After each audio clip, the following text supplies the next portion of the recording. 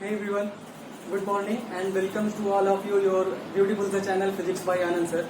This is the most finest and easiest way to learn the concept of physics. As you know, physics is a very interesting subject. You have already studied about introduction to physics, scope and excitement of physics, the unit and dimension of physics by Anand sir on this channel. So I'd like to say one thing. If you learn the physics by clearing the concept, you will fall in love with the subject. This is going to be very helpful for all of you. If you have any type of query related to physics, then go to the comment box and ask the query, and we will provide any solution of your problems. So in this video lecture, we are going to talk about one of the most and very important topic of your 11th science, that is error analysis. This is very important on your academic level as well as your competitive examinations, because if you are going to be appear in your academic level पे तो important नहीं है, but if you are going to be appear in your competitive examination like JEE, NEET and IEEE, then you will get 1 to 2 marks question from this topic. So थोड़ा सा आपको आसान बनाने के लिए हमने पहले से इसका सब बना लिया हुआ है। यहाँ पे एरर क्या होता है, यहाँ पे की पॉइंट्स बने हुए हैं। की पॉइंट्स आप लोग देख सकते हैं। की पॉइंट्स मतलब व्हाट इज एरर, सबसे पहले 1 by 1 एक चीजों को देखना पड़ेगा। यहाँ पे cause of error in measurement करने में, किसी अगर फिजिकल क्वांटिटी का मैग्नीट्यूड अगर मेजर करना है तो उसके क्या कारण हो सकते हैं वो देखा जाएगा। And after that types of error, calculation of error, कैसे हम कैलकुलेट करेंगे किसी भी एरर को। Then before starting my class एक बात कहना चाहूंगा आप लोगों से कि this is not such type of subject in which you have to go for the rectification. Please don't go for the rectification, follow the concept, then marks will follow you. इस बात को ध्यान में रखते हुए आप लोग फिजिक्स को धीरे पढ़ना शुरू करिए, आराम से पढ़िए, कोई प्रॉब्लम नहीं है। एंड हम लोग क्या है कि 11th का और 12th का आप लोग का प्यार और सपोर्ट ऐसे बना रहा तो 11th और 12th की पूरी साइंस हर चैप्टर की टॉपिक वाइज आपको हमारे यूट्यूब चैनल पे मिल जाएगी। And if you are really interested in physics and you wish to learn the concept of physics and related to the videos related to the our channel, then go to the YouTube search box and type Anand, Physics by Anand sir, then you will be easily able to get all the videos on the channel. So let's start the class. Our topic for today's class is error analysis. First of all, आप लोगों को ये बताना होगा what do you mean by actually error? Error क्या होता है? Error, हम लोग की जो लाइफ है ना वो पूरा एरर से ही भरा होता है। Life is full of error, so you have to understand about the error. You have to just feel the topic. अपने आप सारी चीजें होने लगेंगी, बस आपको महसूस करना है और समझ जाना है, क्योंकि बेसिक बातें हैं आपके लिए बहुत इंपॉर्टेंट होने वाली हैं। क्योंकि आप अगर एकेडमिक लेवल पे हैं तब भी बहुत सारे लोग टॉपिक को इग्नोर कर देते हैं, लेकिन ऐसा नहीं है, बहुत इंपॉर्टेंट है। और JEE में तो 100% आप JEE मेंस अगर दे रहे हैं या एडवांस दे रहे हैं तो 1 या 2 क्वेश्चन इस टॉपिक से आपको 100% मिलने वाला है। तो यहाँ पे एरर की अगर हमने बात की, हमने आपसे पूछा कि एरर क्या होता है, what do you mean by error. Error is the difference between true value and measured value. ये तो हो गई डेफिनेशन, बट आपको समझना ये है कि डेफिनेशन हमने अभी भी कुछ समय पहले बोला था कि आपको रटना नहीं है। यहाँ पे कि आपको डेफिनेशन मिल गई और आप रट के तैयार हो गए, error is the difference between true value and measured value. नहीं, आप पहले ये तो जानो कि ट्रू वैल्यू क्या होता है, मेजर्ड वैल्यू क्या होता है। तो उसको जानने के लिए हमें क्या करना होगा, आप यूनिट पढ़ चुके हो, यूनिट एंड डायमेंशन चल रहा है इस चैनल पे सर के द्वारा। तो हम आपको बताते हैं कि ट्रू वैल्यू और मेजर्ड वैल्यू का यहाँ पे क्या सेंस है। अगर आप किसी भी फिजिकल क्वांटिटी को मेजर करने के लिए जा रहे हैं, suppose I am going to measure this length, then अगर मैं कहूं कि ये लेंथ, सपोज आप कंसिडर कर लो, मैं अगर इसी को मेजर करना चाहूं और मैं आपसे कहूं कि ये 10.3 सेंटीमीटर है, जो मेरे हाथ में मेरा पेन है, दिस इज 10.3 सेंटीमीटर, तो क्या मैं सही हूं? नहीं, ऐसा कभी नहीं। आप प्रेटी श्योर नहीं हो सकते हो कि हमने जो अपने हाथ में ये पेन लिया हुआ है ये 10.3 सेंटीमीटर हुआ या 10 सेंटीमीटर हुआ, बिकॉज आपने कहा कि ये 10 सेंटीमीटर है। 10 सेंटीमीटर का मतलब आप एग्जैक्ट आप उसको बता दे रहे हो, या और यहाँ पे कोई भी वैल्यू हम जो भी मेजर करते हैं, जिस भी सिस्टम या मेजरिंग डिवाइस से मेजर करते हैं, सब में कुछ ना कुछ एरर ऑलरेडी होता है। सपोज हमारे पास, हम अगर इस पेन को मेजर करेंगे तो मेजर करने के लिए हमें क्या चाहिए होगा? स्पीडोमीटर। स्पीडोमीटर नहीं, स्पीडोमीटर से तो हम डिस्टेंस किलोमीटर में मेजर करते हैं। हमारी बाइक है, कार है, दूर की डिस्टेंस, सपोज यहाँ से मुंबई जाना है, यहाँ से लखनऊ जाना है, तो वहां पे स्पीडोमीटर लगा होता है जो आपको मेजर करके देता है कि कितने किलोमीटर आपने चला। और उसका जो अभी फिलहाल बात करेंगे उस पर, लिस्ट काउंट मैं बताने वाला था लेकिन यहाँ पर आने के बाद बात करता हूँ। 10 सेंटीमीटर मैंने आपसे बोल दिया, तो यहाँ पे 1 2 3 4 5 1 2 3 4 5 10 सेंटीमीटर आपने इसको मेजर किया। एग्जैक्ट आप कभी नहीं कह सकते, या कोई भी मेजरमेंट आप एग्जैक्टली श्योर नहीं होकर बता सकते हो कि ये 10 सेंटीमीटर होगा, बिकॉज 10 सेंटीमीटर कहाँ तक, क्योंकि 10 सेंटीमीटर के बाद अगर आप बात करें तो 10.0 और उसके कितने डेसिमल पोजीशन तक आपने उसको मेजर किया, तो आप मेजर करते रहेंगे, आप कभी सेटिस्फाइड नहीं होंगे, क्योंकि यहाँ पे आपको जो रियल वैल्यू मिलेगी या ओरिजिनल वैल्यू मिलने वाली है वो कभी भी आपके मेजरिंग डिवाइस पे डिपेंड करता है कि आप किससे मेजर कर रहे हो उसको। अगर ये बातें और भी क्लियर होंगी जब मैं आपको पढ़ाऊंगा सिग्निफिकेंट फिगर, तो वहां पे ये हम डिटेल में आपको डिस्कस करके बताएंगे। फिलहाल मैं यहीं पर इस बात को भी रोकना चाहूंगा क्योंकि ये बात हम सिग्निफिकेंट फिगर में करेंगे। अभी हमको ये बताना है कि ट्रू वैल्यू क्या होती है और मेजर्ड वैल्यू क्या होती है। तो उसको जानने के लिए सबसे पहले हम आपको बताएंगे कि रियल वैल्यू क्या होता है, या ओरिजिनल वैल्यू, या मोस्ट प्रोबेबल वैल्यू भी बोलते हैं इसको। Most probable value, true value, real value सब एक ही चीजें हैं। मैं यहाँ पे लिख दे रहा हूं मोस्ट प्रोबेबल वैल्यू, या फिर इसको क्या बोलते हैं, रियल वैल्यू या फिर ट्रू वैल्यू। आप कुछ भी अलग अलग बुक्स में आपको अलग अलग तरीके से लिखा हुआ मिल सकता है। तो ट्रू वैल्यू क्या होता है कि मैंने बोला कि जैसे हम किसी भी ऑब्जेक्ट या किसी भी चीज को मेजर करने के लिए या किसी भी फिजिकल क्वांटिटी को मेजर करने जा रहे हैं, तो हर चीज का मेजर करने वाली चीज का एक उसका एग्जैक्ट वैल्यू होती है। जैसे मैंने बोला कि इसका 10 सेंटीमीटर है तो 10 सेंटीमीटर नहीं होता बच्चा, क्योंकि भगवान ही बता सकता है कि रियल वैल्यू एक्चुअली क्या होगी। 0.123456789 आगे आपका mobile number, something like that. तो ये डिपेंड नहीं करता है। तो मैंने बोला कि जैसे अगर ये 10 सेंटीमीटर है, सपोज कर लेते हैं कि भैया ये 10 सेंटीमीटर है, तो ये इसकी तो रियल वैल्यू हो गई, जो हमने नहीं करा है, ये कहीं से एक्सपेरिमेंटली लिखा होगा, किसी साइंटिफिक एक्सपेरिमेंट के द्वारा ये बताया गया होगा, हमने नहीं लिखा इसको। हम इसको मेजर करके उसका एक्सपेरिमेंट करेंगे, ऑब्जर्व करेंगे, एंड आफ्टर दैट हम उसको बताएंगे कि क्या ये वास्तव में 10 सेंटीमीटर आ रहा है कि नहीं। क्योंकि इसीलिए हम लोग लैब में एक्सपेरिमेंट किया जाता है, आप 10th क्लास से ही एक्सपेरिमेंट करते हैं, अभी उस पर बात करेंगे आगे। तो मैंने बोला कि ट्रू वैल्यू क्या होता है, किसी भी मेजरिंग ऑब्जेक्ट जिसको आप मेजर करने जा रहे हो उसकी जो एक्चुअल लेंथ होगी या एक्चुअल वेट होगा, एक्चुअल जो भी है उसकी वैल्यू, आप जो भी चीज मेजर करना चाहते हो उसका जो एक्चुअल वैल्यू होगा उसी को बोलते हैं ट्रू वैल्यू। एंड अगर हमने इसको मेजर किया, सपोज कि ये मेरे पास यहाँ पे कोई ऑब्जेक्ट था और इसकी रियल वैल्यू है आपके पास 10 सेंटीमीटर, रियल वैल्यू है 10 सेंटीमीटर, और उसको हमने मेजर किया, मेजर करने के बाद मेरा आ रहा है 9.8 सेंटीमीटर। तो 9.8 हमारा मेजर्ड वैल्यू हो गया जो हमने मेजर किया है, और 10 सेंटीमीटर जो इसकी एग्जैक्ट वैल्यू है। Is that clear? तो यहाँ पे इतनी बातें आपको पता चल गई कि मेजर्ड वैल्यू क्या होता है या ट्रू वैल्यू क्या होती है।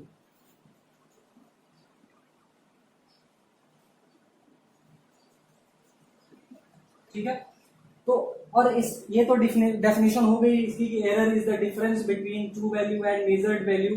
इसके बाद अगर मैं बात करूं कि क्या इसको हम किसी और तरीके से भी डिफाइन कर सकते हैं, तो यस कर सकते हैं। If you are going to measure the magnitude of a physical quantity, then that certainty produces in that measurement is also called what, error, right.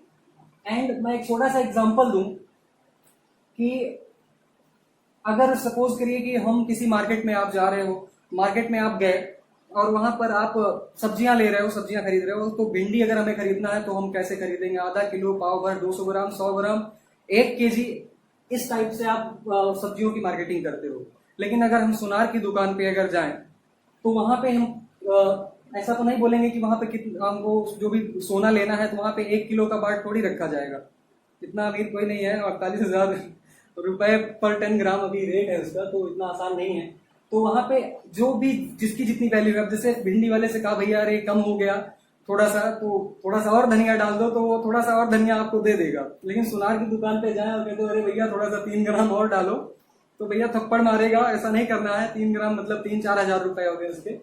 तो जो जितनी जिसकी जैसे वैल्यू है उसकी वैसे ही एक्यूरेसी है मेजर करने की, क्योंकि जो सुनार का वेट करने वाला डिवाइस होता है उसकी एक्यूरेसी ज्यादा होती है। बैलेंस की जो सब्जी वाले का तराजू है उससे ज्यादा एक्यूरेट मेजर करता है, मिलीग्राम में भी मेजर करके आपको देता है।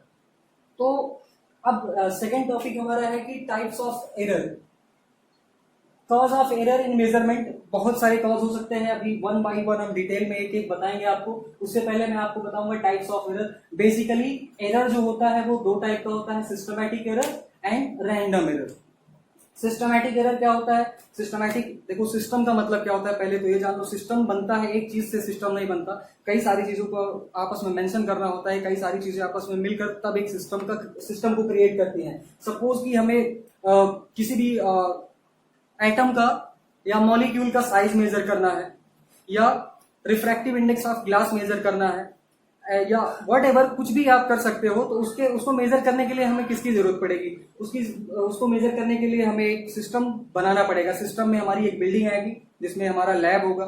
उस ऑब्जेक्ट का जो भी आप मेजर करना चाहते हो उसको मेजर करने के लिए हमारे पास मेजरिंग डिवाइस होनी चाहिए, एंड ऑफ कोर्स एक पर्सन होना चाहिए जो उस एक्सपेरिमेंट या ऑब्जर्वेशन को परफॉर्म करेगा। तो वहां पे सिस्टमैटिक एरर का मतलब होगा, नाम से ही क्लियर है कि सिस्टमैटिक एरर वही सिस्टम में एरर होने के कारण जो भी आपके मेजरमेंट में डिफरेंस आ रहा है, that is due to systematic error. Systematic error में हम बेसिक 4 चीजें आपको एक्सप्लेन करेंगे कि सिस्टमैटिक एरर की कैटेगरी में चार बातें आती हैं। उसके पहले ये 4 बातें मैं एक्सप्लेन करूंगा। After that we will explain the random error. यहाँ पे इंस्ट्रूमेंटल एरर, इंस्ट्रूमेंटल एरर के बारे में बात करें कि जो भी आपने मेजरिंग डिवाइस लिया है, जो भी इंस्ट्रूमेंट लिया हुआ है, किसी भी ऑब्जेक्ट की लेंथ को मेजर करने के लिए, या उसके वेट को मेजर करने के लिए, या रेडियस या साइज, या जो भी आप मेजर करना चाहते हो उसको मेजर करने के लिए जो भी इंस्ट्रूमेंट आपने लिया है, उसमें कमी के कारण आपका जो भी एरर आएगा वो इंस्ट्रूमेंटल एरर होगा। फॉर एग्जाम्पल की बात अगर करें तो अगर आपके पास मान लीजिए कि एक बैलेंस है, बैलेंस मतलब तराजू, अगर वो तराजू ही बैलेंस ना हो आपस में, यानी कि बिना कुछ मेजर किए हुए उस पे वो 10 ग्राम का वेट आपको दिखाता है एनी टाइम, तो वहां पे आप किसी भी कोई भी अगर ऑब्जेक्ट आप वहां पे रखते हो उसको वेट करने के लिए, अगर सपोज कि वो 30 ग्राम बता रहा है, तो आपको समझ जाना चाहिए कि एक्चुअल में उसका वेट कितना है, 40 ग्राम नहीं। 40 ग्राम कैसे होगा? 40 ग्राम नहीं, 10 ग्राम तो ऑलरेडी बिना कुछ रखे हो बता रहा था, तो अभी 30 बता रहा था, यानी कि एक्यूरेटली उसका जो वेट है दैट टाइम वो कितना है, 20 ग्राम है केवल। और एक एग्जांपल, और बहुत सारे एग्जांपल्स हो सकते हैं कि सपोज आपके पास एक स्केल है, स्केल से आप कोई डिस्टेंस या कोई ऑब्जेक्ट की लेंथ मेजर करना चाहते हो, और यूज करते करते उसका निचला हिस्सा मान लीजिए घिस गया है। हाँ, अगर वो 25 सेंटीमीटर की मान लीजिए या 30 सेंटीमीटर की पूरी स्केल है, और नीचे का 1 सेंटीमीटर घिस गया उसका, और आप किसी ऑब्जेक्ट को मेजर करने जा रहे हो तो वो 29 ही बताएगा।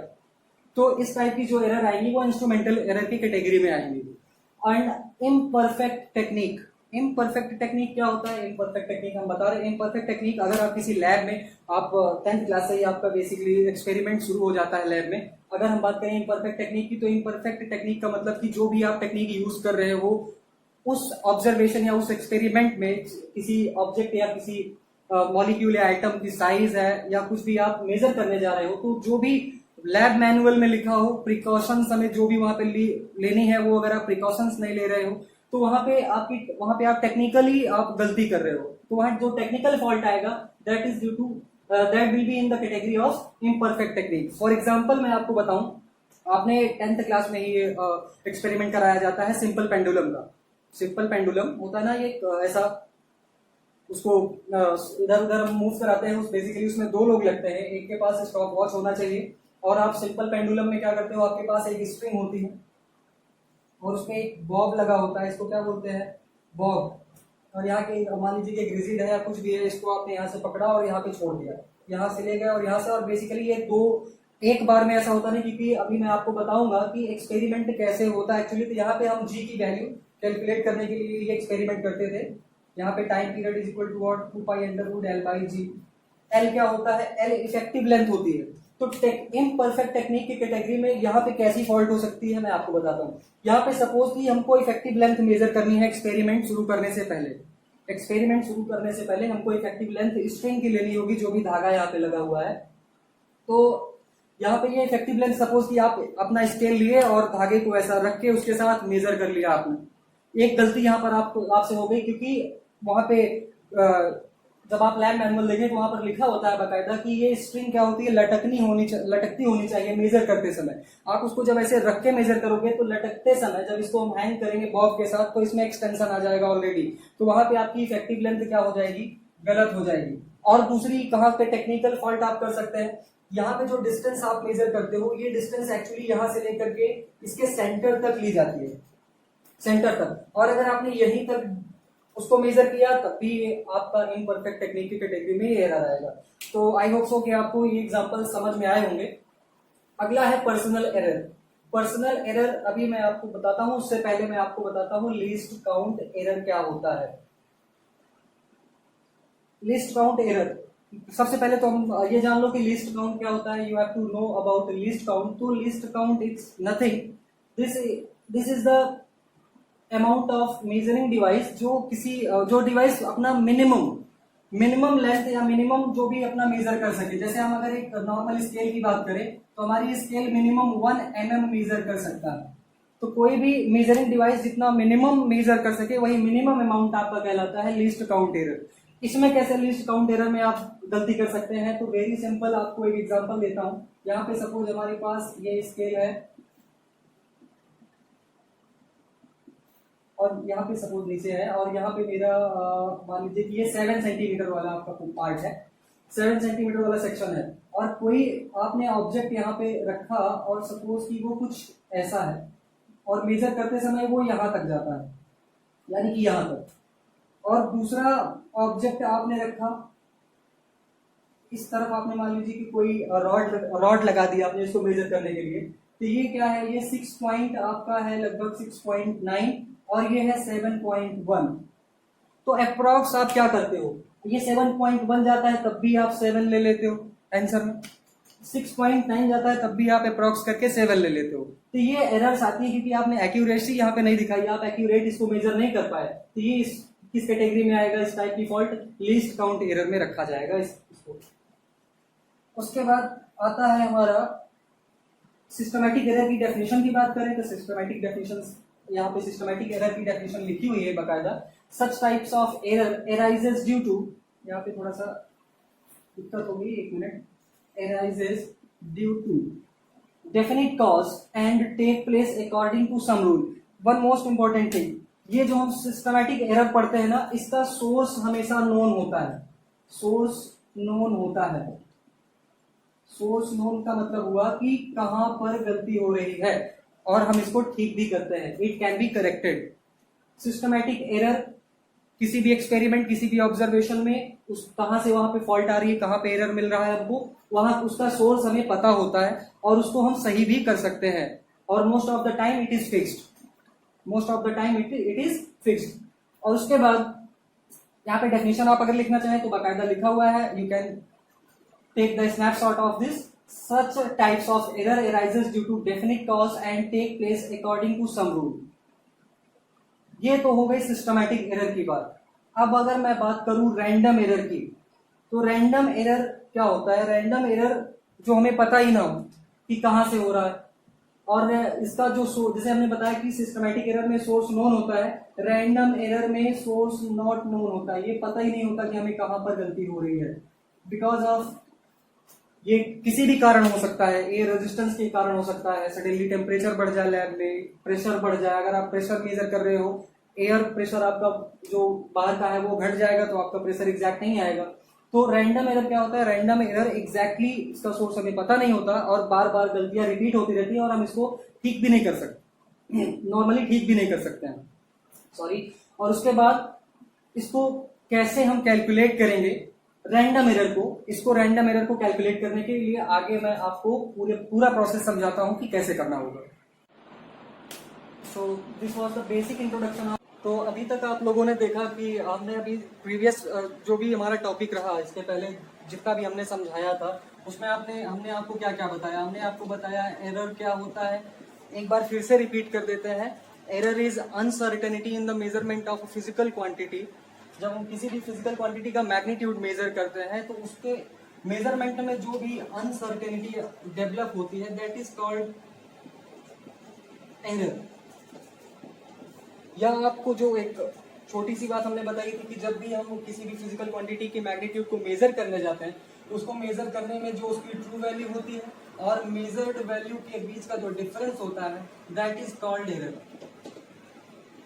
आप इस तरीके से भी इस चीज को डिफाइन कर सकते हो, और अगर एक लैंग्वेज में आप उस चीज को डिफाइन करना चाहते हो तो I repeat again, error is the uncertainty in the measurement, error is the uncertainty in the measurement of the magnitude of a physical quantity। ये बात क्लियर हुई। उसके बाद मैंने रीजंस बताए कॉज की कितने टाइप के एरर्स होते हैं, जिसमें हमने आपको बताया कि there are 2 types of error, जिसमें से पहला हमारा था systematic error and another was random error. Systematic error and first हमारा सिस्टमैटिक एरर था, second was random error. Systematic error में हमने पार्ट्स इसके देखे। सिस्टमैटिक एरर्स में आपके इंस्ट्रूमेंटल एरर आया, technical imperfection in technique. Imperfect technique का मतलब क्या होता है? इम्परफेक्ट टेक्निक में हमने देखा था कि भाई हम जो भी टेक्निक यूज कर रहे हैं आप प्रॉपर वे में किसी भी एक्सपेरिमेंट को अगर नहीं परफॉर्म कर रहे हो तो वहां पे आपको एरर मिलेगी। और इंस्ट्रूमेंटल एरर की बात अगर की जाए तो इंस्ट्रूमेंटल एरर में क्या था? इंस्ट्रूमेंटल किसी भी फॉल्टी इंस्ट्रूमेंट अगर आप लेते हो जिसमें ऑलरेडी कोई ना कोई फॉल्ट है तो वो इंस्ट्रूमेंटल की कैटेगरी में आएगा। एंड लास्ट वन हमने आपको बताया था यहाँ पे क्या बोलते हैं उसको, रैंडम एरर। रैंडम एरर आपका छूट गया था। रैंडम एरर आपको आज हम पूरा डिफाइन करके बताएंगे। उसके पहले एक पॉइंट और था आपका पर्सनल एरर। पर्सनल एरर में क्या होता है मैं आपको बता दूं। पर्सनल एरर एक हम लोगों के द्वारा, जैसे हमने बोला था कि सिस्टम में क्या होता है, सिस्टम में आपको एक बहुत सारी चीजें चाहिए होती है, इंस्ट्रूमेंट चाहिए होता है, कोई पर्सन चाहिए होगा जो उस एक्सपेरिमेंट को परफॉर्म करेगा, तो उसके लिए पर्सनल एरर भी उसमें हो सकती हैं। जो पर्सनल एरर ऐसी एरर्स होती हैं जो हमारे द्वारा ही क्रिएट की जाती है। जैसे यहाँ पे पर्सनल एरर की अगर डेफिनेशन देखें तो कोई डेफिनेशन नहीं है, कॉमन सेंस की बात है। The error which arises due to limitations of human senses. आपका विजन खराब था, आप जब भी एक्सपेरिमेंट को परफॉर्म कर रहे थे आपका विजन आपको अच्छे से दिखाई नहीं पड़ा, या आपका जजमेंट अच्छा नहीं था जो भी आपका रिजल्ट आ रहा था, क्योंकि आप मान लीजिए कि किसी ऑब्जर्वेशन को ऑब्जर्व कर रहे हो कि इस साइड से आप अगर देख रहे हो उस चीज को तो कुछ अलग दिख रही है वैल्यू, इस साइड से देख रहे हो तो कुछ अलग वैल्यू दिख रही है, जिसको पैरेलैक्स बोलते हैं एक्चुअली। तो आपका सेंस अच्छा नहीं था, आपका विजन अच्छा नहीं था, आपकी तबीयत खराब थी, आपका जजमेंट अच्छा नहीं था, आप केयरलेस भी थे उस दिन, आपने रिस्पॉन्सिबिलिटी से उसको परफॉर्म नहीं किया कि आपको जैसे इंस्ट्रूमेंट होल्ड करना था आपने प्रॉपर वे में इंस्ट्रूमेंट को होल्ड नहीं किया। तो such types of errors are called personal errors, जो कि उसी के द्वारा ये क्रिएट होती है जो कि उस चीज को परफॉर्म करता है एक्सपेरिमेंट को। And the last one will be random error. Random error के बारे में हमने थोड़ी सी बात की थी उस दिन। रैंडम एरर क्या होता है भैया? Random error, this type of error is also known as irregular error. Irregular मतलब जिसका कुछ पता ही ना हो कि कहाँ से एरर हो रहा है। जैसे मैंने सिस्टमैटिक एरर में आपको बताया था कि सिस्टमैटिक एरर जो है वो रिप्रोड्यूसेबल होता है, आप उसको फिर से ठीक कर सकते हो। अगर आपके बैलेंस में 10 ग्राम ऑलरेडी मेजर करके बता रहा है, या किसी मीटर स्केल में आपका प्रॉब्लम है कि 1 सेंटीमीटर घिस गया है, ये सारे एग्जांपल्स हमने दिए थे आपको, तो वो सारी प्रॉब्लम्स ठीक की जा सकती हैं। बट रैंडम एरर में क्या होता है? This type of error is also known as irregular errors. The source of random error is not known. ये there is big difference between systematic error and random error. That is what systematic error में हमने बताया था कि उसमें हमको source पता होता है कि सोर्स कहाँ से, मतलब उसमें प्रॉब्लम्स या कहाँ से एरर्स क्रिएट हो रही हैं। लेकिन अगर मैं रैंडम एरर की बात करूं तो इसमें हमको कोई सोर्स पता नहीं होता कि हमारे एक्सपेरिमेंट या हमारे ऑब्जर्वेशन में कहाँ से प्रॉब्लम क्रिएट हो रही है। The source of random error is not known. There may be variety of factors for random error, यानी कि रैंडम एरर के बहुत सारी वैरायटीज, जिसके बहुत सारे फैक्टर्स हो सकते हैं कि उसमें कहाँ से एरर्स क्रिएट हो रही है। जैसे कि अभी रिसेंटली पूरे वर्ल्ड में जो आपका कोविड-19 कोविड-19 का इस फैल जाना ये किसी कैटेगरी में आएगा रैंडम। भाई रैंडम एरर है, किसी को कुछ नहीं पता क्या हो रहा है, कहाँ से हो रहा है, कोई पता नहीं चल रहा है इसका। तो कोविड-19 का फैलना एक रैंडम एरर है हमारी लाइफ में। और उसके बाद रैंडम एरर, फिर अगर ये इसका सोर्स हमें पता नहीं होता है तो हम इसको कैसे कैलकुलेट करेंगे। बाय द वे, अगर मान लीजिए कि हम कोई एक्सपेरिमेंट किसी लैब में परफॉर्म कर रहे हैं, उसमें रैंडम एरर्स आ रही हैं, सिस्टमैटिक एरर हम ठीक कर लेंगे। रैंडम एरर को कैसे ठीक करोगे? रैंडम एरर को भी ठीक करने का कोई तरीका है, कोई प्रॉपर वे है? तो यस है प्रॉपर वे। यहाँ पे मैं लिख दे रहा हूँ। यहाँ पे सपोज कि आप कोई एक्सपेरिमेंट परफॉर्म करने जा रहे हो, एक्सपेरिमेंट कोई आप परफॉर्म करने जा रहे हो, तो to minimize the random error, to minimize the random error, random error को कम करने के लिए, रैंडम एरर को कम करने के लिए क्या किया जाना चाहिए? हमें आप स्टॉप वॉच को बंद करते हो तो स्टॉप वॉच को स्टार्ट करने और स्टॉप करने के बीच में भी बहुत सारे डिफरेंस आ सकते हैं। तो अलग अलग जितनी बार आप परफॉर्म करोगे उतनी बार आपको रैंडम वैल्यूज मिलेंगी वहां पे टाइम पीरियड की। तो वहां पे जी की वैल्यू भी आपकी क्या होगी? जी की वैल्यू भी आपको रैंडम मिलने वाली है अलग अलग। तो आप कौन सी वैल्यू को चूज करोगे? This is the problem. Then you have to take n readings of that experiment, यानी कि आपको n ऑब्जर्वेशन करना पड़ेगा to get the accurate value of जो भी आप फिजिकल क्वांटिटी मेजर करने जा रहे हो। सपोज कि यहाँ पे n रीडिंग करने का मतलब हुआ कि जैसे आपने पहला ऑब्जर्वेशन लिया, फर्स्ट ऑब्जर्वेशन, सेकेंड ऑब्जर्वेशन, और जितने ज्यादा ऑब्जर्वेशन आप लोगे उतने ही आप एक्यूरेट यानी कि ट्रू वैल्यू के करीब पहुंचोगे, close to the real value. यहाँ पे कुछ लिखा हुआ है, suppose we are going to measure a physical quantity capital R. मान लो कि हमारे पास एक फिजिकल क्वांटिटी है और वो फिजिकल क्वांटिटी कैपिटल आर है, और इस आर को हम क्या करने जा रहे हैं? इसकी मेजरमेंट लेने जा रहे हैं, और वो मेजरमेंट कुछ भी हो सकती है। We should take the average और arithmetic mean of observation to get the actual value. That means what? It means कि अगर हमें किसी भी फिजिकल क्वांटिटी की एक्चुअल वैल्यू या ट्रू वैल्यू चाहिए, देन उसके जितने भी आप ऑब्जर्वेशन ले रहे हो, जितने भी कहने का मतलब कि एक ही आप एक्सपेरिमेंट को बार बार रिपीट करते हो, तो वहां पे आपको, जैसे यहाँ पे मैंने कहा कि ये हमारा आर जो है, आर हमारा फिजिकल क्वांटिटी है जिसकी मेजरमेंट कर लेने जा रहे हैं। तो यहाँ पे आप एक बार मान लीजिए, यहाँ पे नीचे लिखा हुआ if the readings in measuring capital R is given as, अगर सपोज कि आपने पहली रीडिंग ली आर की R1, दूसरी रीडिंग ली R2, तीसरी R3 and fourth one is R4 and so on up to Rn। आपने कैपिटल आर की n times आपने एक्सपेरिमेंट किया और n टाइम्स आपको अलग अलग ऑब्जर्वेशन देखने को मिला। एक बार R1, R2, R3, R4 and so on up to Rn। Then मैंने अभी बोला था कि अगर आप इसमें से किस वैल्यू को आप ट्रू वैल्यू या रियल वैल्यू कंसीडर करोगे? आप R1 को कंसीडर करोगे, R2 को कंसीडर करोगे? नहीं भाई, आप नहीं कर सकते ऐसा, क्योंकि जो भी आपके पास वैल्यू है उसमें रैंडम वैल्यूज आ रही है। तो कौन सा इसमें करेक्ट होगा? Then you have to take the arithmetic mean of this all this observations. अब अरिथमेटिक मीन क्यों लेते हैं? कॉमन सी बात है भाई, जितना आप यहाँ पे ऑब्जर्वेशन ले रहे हो, जितना भी आप ऑब्जर्वेशन ले रहे हो, वो इन सभी का एवरेज होता है। एंड कहने का मतलब कि our average is suppose to be very close, our average is suppose to be very close to the real value. हमारा जो आर एवरेज होगा, यहाँ पे आर एवरेज मैं निकाल के आपको दिखाता हूँ कैसे आप इसको लिखोगे। यहाँ पे लिखना है आपको आर एवरेज, जो भी आपने रीडिंग्स ले रखी है कैपिटल आर की, R1, R2, R3 up to Rn, you have to take the average of all these observations, R1, R2 plus dash up to Rn upon n। 10th class का formula बहुत पहले आप लोग पढ़ चुके हो इसको। और मैंने यहाँ पे लिखा कि जो ये आर एवरेज होता है, it is suppose to be very close to the real value.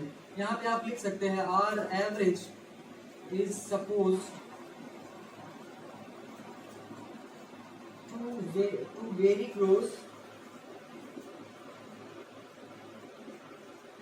To the real value, जो भी आपका रियल वैल्यू है। अब ये कॉमन सेंस की बात है भैया, आप R1 नहीं चूज कर सकते, R2 नहीं चूज कर सकते, आप ना तो R3 कंसीडर कर सकते हो, लेकिन जो आर एवरेज है, आर एवरेज कॉमन सेंस लगाओ कि हमारी रियल वैल्यू यानी कि जो मोस्ट प्रोबेबल वैल्यू है, हमारी एक्चुअल वैल्यू है, उसके बहुत करीब कौन सा होगा? R1 होगा या आर एवरेज होगा?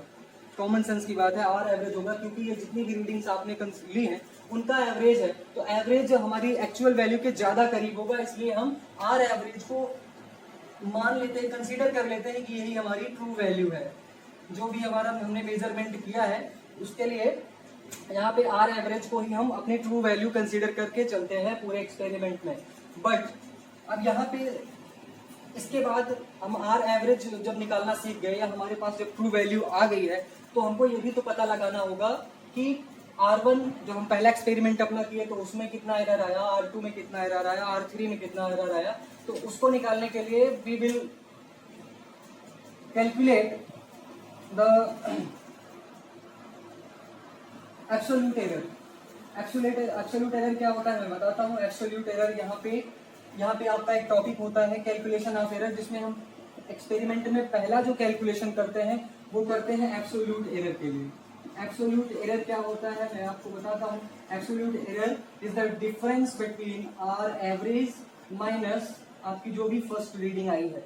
आर एवरेज का मतलब आपकी एक्चुअल वैल्यू जो आपने कैलकुलेट किया है, यहाँ पे एवरेज निकाल के सारे एक्सपेरिमेंट का, एंड आफ्टर दैट जो आपकी रीडिंग आई थी R1 उसमें से आप जो भी माइनस करोगे वो आएगा delta R1। And delta R1 क्या है यहाँ पे, delta R1 is the absolute error in the first observation. पहले ऑब्जर्वेशन में कितना एरर आया, फर्स्ट ऑब्जर्वेशन, यहाँ पे लिख देते हैं एरर इन फर्स्ट ऑब्जर्वेशन। पहले ऑब्जर्वेशन में आपकी कितनी एरर आई थी जब आप एक्सपेरिमेंट को परफॉर्म कर रहे थे, और यहाँ पे फिर जब दूसरे ऑब्जर्वेशन के लिए हम इसको कैलकुलेट करना चाहेंगे तो दूसरे के लिए भी डेल्टा R2। एंड ये यहाँ पे आप जितने भी एक्सपेरिमेंट आपने ऑब्जर्वेशन लिए हैं उस एक्सपेरिमेंट के, यहाँ पे आपको RN और यहाँ पे आपको मिलेगा डेल्टा RN। तो ये तो इंडिविजुअली हर ऑब्जर्वेशन में आपने कैलकुलेट कर लिया कि कितना एरर आया है हमारा। अब यहाँ पे देखिए एरर को कैलकुलेट करने का फर्स्ट स्टेप यही होता है कि आप सबसे पहले एवरेज वैल्यू निकालो। एवरेज जो भी आपने रीडिंग्स निकाली है एक्सपेरिमेंट की उसका एवरेज ले लो, and that average value will be your true value, suppose करते हैं, कंसीडर करते हैं। और उसके बाद फिर जब हम उसके बाद एब्सोल्यूट एरर निकालते हैं। एब्सोल्यूट एरर निकालने की जरूरत इस तरह इसलिए पड़ती है कि जब हम आर एवरेज निकाल चुके हैं तो ये आर एवरेज को तो हम कंसीडर करते हैं ना कि ये हमारी ट्रू वैल्यू है, मानना पड़ता है, क्योंकि अभी एक्सपेरिमेंट को हम ओवरऑल दिखाएंगे कि हमारा किसी भी एक्सपेरिमेंट में एक्चुअल आर की वैल्यू क्या होगी जिसके लिए हम ये एक्सपेरिमेंट कर रहे हैं। आर की एक्चुअल वैल्यू क्या होगी जिसके लिए हम एक्सपेरिमेंट कर रहे हैं। तो आर एवरेज निकाल लिया, अब सारे रीडिंग्स में कितना एरर आया है वो हम कैलकुलेट कर लेंगे। अब यहाँ पे अगर मैं इसका मीन ले लूं, delta R1, delta R2, delta RN का अर्थमेटिक मीन लेने के बाद हमको क्या मिलेगा, इसको बोलते हैं आपका सेकंड वन आपका होगा मीन एब्सोल्यूट एरर।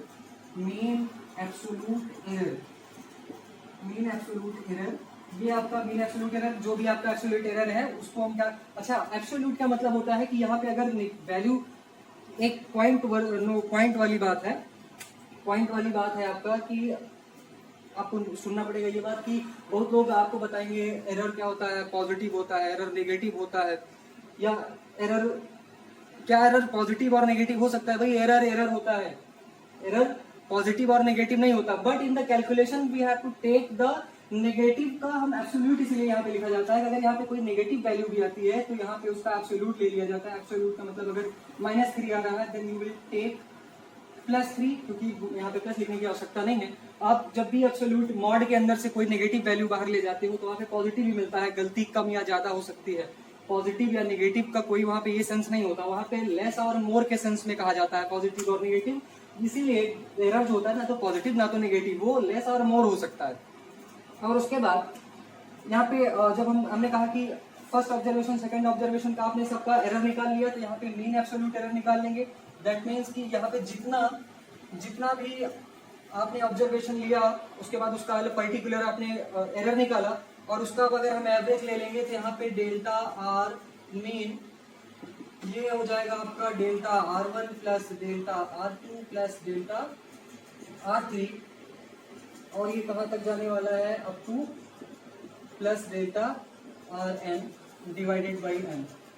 यहाँ पे आपको मिल गया mean absolute error. That means कि पूरे एक्सपेरिमेंट के यानी पूरे प्रोसेस के दौरान when you are performing the experiment, तो ओवरऑल वहाँ पे फॉल्ट एरर कितनी मिली हमको, that is delta R mean. Then इस प्रकार से आप इस एरर को निकाल सकते हैं। अच्छा, अगर आप एक साइंटिस्ट हैं, सपोज एक्सपेरिमेंट में आप एक्सपेरिमेंट कर रहे हो, किसी लैब में परफॉर्म कर रहे हो। अब यहाँ पे जैसे मैंने एक क्वांटिटी ली थी, फिजिकल क्वांटिटी कैपिटल आर, और कैपिटल आर के लिए हम ये एक्सपेरिमेंट परफॉर्म कर रहे थे कि इसकी वैल्यू कितनी होगी। Then you need to answer about the capital R. आपको कैपिटल आर के बारे में आंसर देना होगा, भाई जो हमने एक्सपेरिमेंट किया वो कितना हमको आंसर मिला। देन आप यहाँ पे आर को कैसे राइट करोगे, कैसे लिखोगे, आर की वैल्यू कितनी आई। तो यहाँ पे R is equal to R average plus minus delta R mean. अच्छा, आपको न्यूमेरिकल्स भी जब आप आगे कैलकुलेट करोगे तो वहां पे अगर जो एरर दिया रहेगा, एरर क्वेश्चन में दिया होगा, वो डेल्टा आर मीन ही होगा, 100% डेल्टा आर मीन होगा। अब यहाँ पे this is how you suppose to report your answer. आप कैसे अपने आंसर को रिपोर्ट करोगे, कैसे आपने जो भी एक्सपेरिमेंट किया उसको कैसे पता लगाओगे। तो यहाँ पे सपोज कि आपकी जो ट्रू वैल्यू आई थी वो आर एवरेज आई थी। अब इसमें डेल्टा आर मीन जितनी गलती मैक्सिमम हो सकती है या डेल्टा आर मीन जितनी वैल्यू मिनिमम हो सकती है। फॉर एग्जाम्पल, सपोज आपने इसका आर एवरेज निकाला, हम सपोज कि हम कोई लेंथ मेजर कर रहे थे, कंसिडर कर लो, सपोज कर लो कोई लेंथ हमने मेजर की 10 सेंटीमीटर, यानी कि उसका आर एवरेज जो आया वो 10 सेंटीमीटर आया। एंड जो मीन एब्सोल्यूट एरर आया सपोज 0.2 आया। तो ये इसमें ओवरऑल जो हमने लेंथ निकाली है, इसमें अब कितने की फॉल्ट आ रही है, कितने का एरर मिल रहा है हमको, 0.2 का। अब ये वैल्यू कितनी हो सकती है, या तो 10.2 हो सकती है, या तो 10 में से 0.2 माइनस हो सकती है। यही इसका मतलब हुआ। तो ये एक तरीका होता है, एवरेज और मीन के साथ ही आपको ओवरऑल ये क्वांटिटी रिपोर्ट करनी होती है, तब आपका एक्सपेरिमेंट फाइनल माना जाएगा कि मेरे हिसाब से इसकी वैल्यू ये होगी। That's it. और उसके बाद इसमें एक बहुत इंपॉर्टेंट चीज आता है कि सपोज आप कोई मेजरमेंट किया आपने, और उस मेजरमेंट में आपको कहा गया कि भाई आपने आपकी जो यही ले लेते हैं 10 सेंटीमीटर ही ले लेते हैं। सपोज आपने कहा कि भाई 10 सेंटीमीटर हमारा एवरेज वैल्यू है, एक्यूरेट वैल्यू जो हमको कैलकुलेट करने के बाद मिला, और इसमें एरर आ रहा है +-5 का। तो क्या ये एक रेलिवेंट मेजरमेंट हुआ क्या किसी क्वांटिटी का? नहीं भाई, ये रिलेवेंट नहीं माना जाएगा, क्योंकि यहाँ पे देखो वैल्यू कहाँ से कहाँ वैरी कर रही है। आप अगर 10 + 5 करोगे तो ये आएगा 15, और 10 - 5 करोगे तो ये आएगा 5। तो ये रिलेवेंट कहाँ से हुआ? 15 और 5 के बीच ऑसिलेट कर रही वैल्यू, और हमारा जो एक्चुअल वैल्यू है वो 10 के करीब में है। तो बहुत ज्यादा डिफरेंस आ रहा है ना। यानी कि अगर, और इसके बाद अगर मैं बात करूं कि सपोज कि ये 0.2 है, जो 5 सेंटीमीटर हमारा एरर आ रहा था, एब्सोल्यूट मीन एब्सोल्यूट एरर, अगर वो 0.2 है तो ये ज्यादा रेलिवेंट माना जाएगा, या फिर 5 सेंटीमीटर वाला ज्यादा रेलिवेंट माना जाएगा। 0.2 का मतलब हुआ कि लगभग 1% से भी कम एरर आ रहा है हमारे मेजरमेंट में। और अगर 1% से, यानी कि इसको 1% से कम का हम कह सकते हैं कि हाँ बिल्कुल 1% से भी कम हमारा एरर आ रहा है, तो ये ज्यादा एक्यूरेट माना जाएगा इसके कंपेयर में। इसका मतलब कि परसेंटेज एरर का भी हमें हमारे लिए बहुत इंपॉर्टेंस है। तो उसके पहले हम आपको बताएंगे, एक एरर होती है आपकी मीन एब्सोल्यूट एरर, आपने कंसीडर ही कर लिया। उसके बाद आपका आता है एक रिलेटिव एरर। रिलेटिव एरर क्या होता है? रिलेटिव एरर को एक चीज और बोलते हैं, फ्रैक्शनल एरर। रिलेटिव, यहाँ पे रिलेटिव एरर को और क्या बोलते हैं? हमने बोला फ्रैक्शनल एरर बोलते हैं। फ्रैक्शनल एरर क्या होता है? It is the ratio of mean absolute error to the average value. That means आप delta R mean you have already calculated, delta R mean upon R average, इनका जो ratio होगा, this will gives you the relative error between R delta R mean and R average. दोनों का जो ratio होगा वो कहलाएगा फ्रैक्शनल एरर। और उसके बाद अगर इसी में हम परसेंटेज एरर की बात करें कि आप परसेंटेज एरर को कैसे कैलकुलेट करोगे, इसी में आप 100 से मल्टीप्लाई कर दीजिए, it will gives you the percentage error. अच्छा, रिलेटिव एरर का मतलब क्या होता है? रिलेटिव एरर का मतलब होता है रिलेट करना। सपोज कि आप 100 किलोमीटर की डिस्टेंस ट्रेवल करते हो और उसमें 2 किलोमीटर का एरर आ जाए, तो यहाँ पे इसको आप इस तरह से रिलेट कर रहे हो। और यहाँ पे फ्रैक्शन देखो, आपका जो भी यहाँ पे फॉर्मूला है डेल्टा आर मीन, सपोज कि डेल्टा आर मीन आपका 2 आता है और आपका आर एवरेज 100 आता है, तो दोनों का रेशियो आपको क्या मिल जाएगा? Relative error. और इसी में आप 100 से मल्टीप्लाई करते हैं, तो इसका मतलब कि यहाँ पे 2% की एरर आई, यानी आप यहाँ पे परसेंटेज एरर भी कैलकुलेट कर सकते हो। अब इसके बाद अगर इसमें आपको कुछ करना नहीं है, पूरी आपने एरर पढ़ ली, एरर किसे कहते हैं, एरर के कॉज पढ़ लिए, एरर के टाइप पढ़ लिए, कैसे एरर को कैलकुलेट किया जाता है ये पढ़ लिया। अब इसमें हम एक बेसिक सा न्यूमेरिकल, जो कि नेक्स्ट वीडियो में हम आपको उसमें सिग्निफिकेंट फिगर और न्यूमेरिकल का पूरा वीडियो लेक्चर आपको प्रोवाइड कराएंगे। Thank you.